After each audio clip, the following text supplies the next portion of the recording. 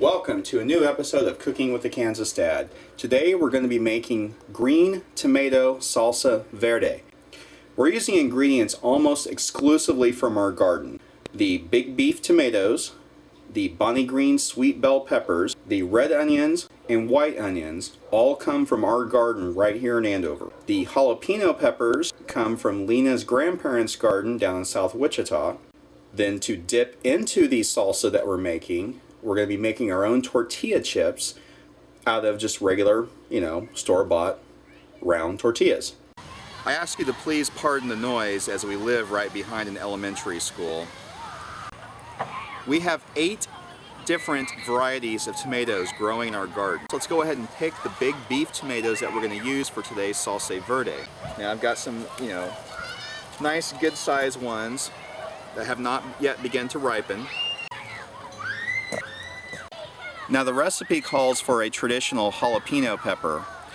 We're not really big on hot stuff here in our household, and that's fine. We are going to use a couple jalapenos that came from Lena's grandparents' garden.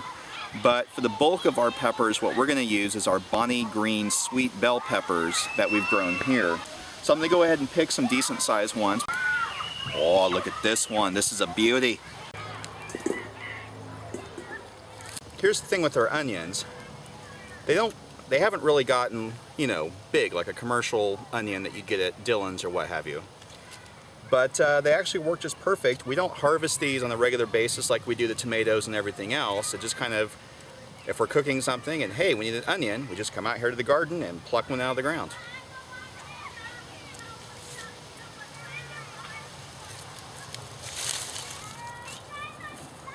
Okay, so you have a nice little mix of red and white here.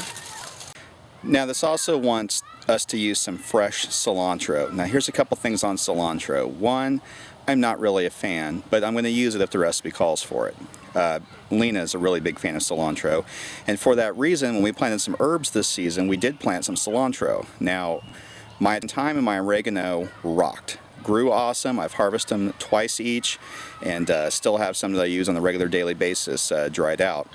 The cilantro that we planted didn't go so well.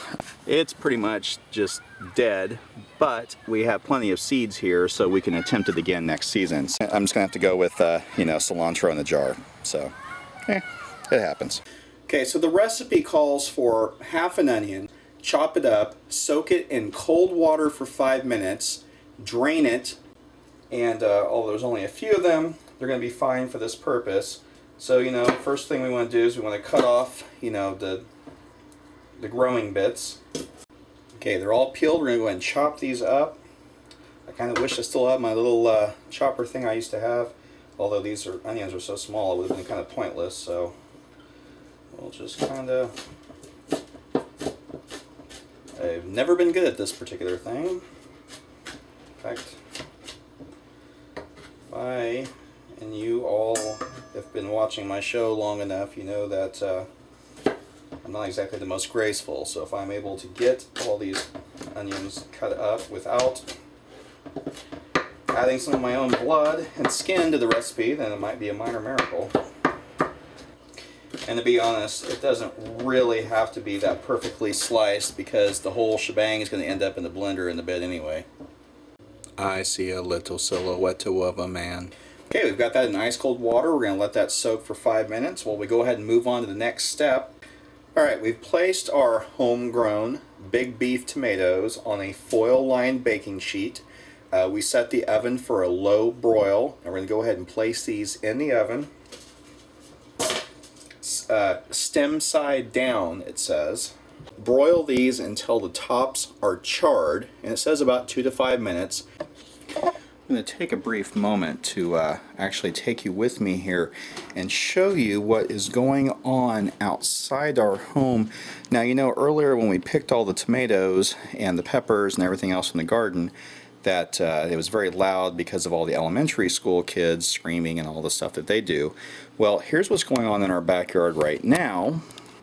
That would be high school football. In this case, it's Andover Central, which is the other Andover High School. My kids are all Trojans. These are the Andover Central Jaguars. And they're playing against Eisenhower, which is Goddard's second school. My father went to high school in Goddard back when there was only one Goddard High. Now they have a second school, Eisenhower, and that's who's playing Andover's second school. Which is funny because back when there was only one school in Andover, both my grandmother and her little sister went to Andover High School. Alright, so we're going to go ahead and pull this out. And we've got some, come back over here, little guy. We've got some charring on the top there, not a whole lot, but that's okay. Now we need to flip the tomatoes over. Of course, you know, don't use your hands.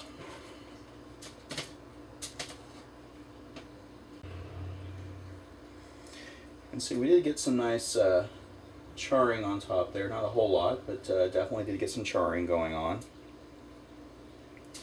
And you can see this one, the skin's actually splitting. Once we're done with the second part here, we're going to peel all the skins off. Okay, I have them flipped over. I'm going to go ahead and stick them back in the oven. Thunderbolt and lightning, very, very frightening. Alright, let's go ahead and take our tomatoes out. You can see the skins are all splitting on all of these. Alright, now that our tomatoes have cooled off enough that we can handle them, we're going to peel off the skin. Now you can see here, it's not, you know, blackened or charred like the instructions are talking about. But, ooh, we're dripping all over the place, but that's okay. Alright, so we're going to go ahead and peel our tomatoes. Now we're supposed to core these. Now here's the deal. I really should have cored these, taken the core out, before I peeled them. Because now they've lost all structural integrity. I have to call down to engineering and have Scotty put up a force field over these things because, yeah, they're all squishy, and now I have to take the core out. So, let's get on it. These feel so weird. Oh, shit. Well, you know, it wouldn't be an episode of Cooking with the Kansas Dad if I didn't somehow misfollow one of the directions. Okay, so after they came out of the oven and the skins were all nice and loose, we were supposed to core them, then take all the charred skin off, then slice it into wedges. Now, see, if I did it in that order, the charred skin would pretty much hold everything together. Instead, I took the skin off first, which turned the tomato into just a gelatinous blob. Then I attempted to take the core out and wedge it all at once with this, which works great for a solid hard apple, but not so much for the gelatinous blob of a baked tomato. So I have this, and really, I don't know why I'm so worried about it, because all of this is going into the blender. So, you know, what's it matter? I've got the core parts, basically where the stem is attached. That's out, that's gone. What's left is just, you know, the mangled flesh of these big beef tomatoes. So we're going to put all this stuff, and really, does that not look like pickle juice? I mean, that looks like pickle juice there on the thing. Alright, so now we'll take our gelatinous blob. Look at that. Put it in the old blender. I've also added the green bell peppers from our own garden. I took off the stem, kind of took out the core pieces of the stem and most of the seeds. The jalapeno peppers, the jalapeno peppers from Lena's grandparents' yard, I took the stems off of those, kind of sliced them, took out the seeds, washed my hands a couple times. If you remember the last episode, I used some jalapeno peppers and then I went and rubbed my eye, and that was a whole big deal. Anyway, those are in there. The onions are in the blender. Cilantro from a jar. It was wanting like a half cup or a cup or something. I just kind of sprinkled some over there, not a whole lot. We're going to mix that shiz.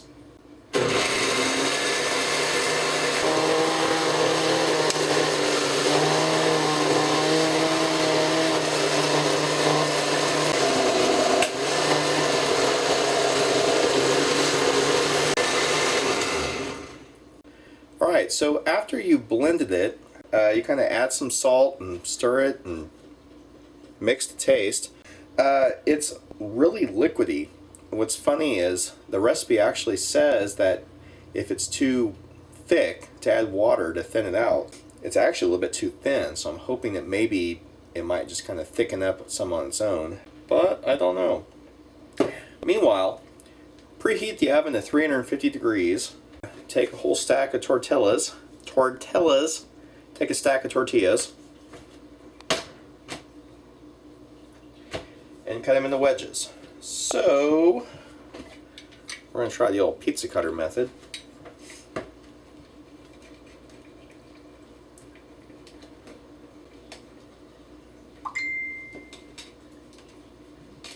You're going to take some olive oil and brush it over the tops of each of the tortilla wedges. Okay, and they're going to place these in the oven and bake them for a while.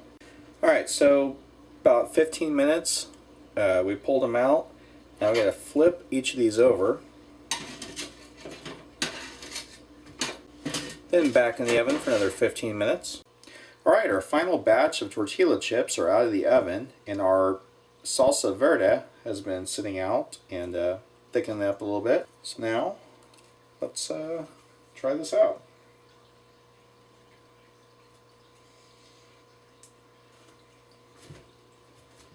Present to you tortilla chips made at home with Salsa Verde, made from ingredients that were almost 100% grown here in our garden. Damn, that's good.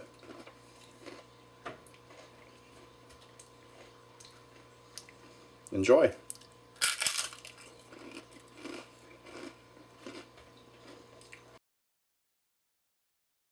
Today's episode was brought to you by Kirby's Paint and Tile Plus, the Lakewood Shopping Center, Enid, Oklahoma.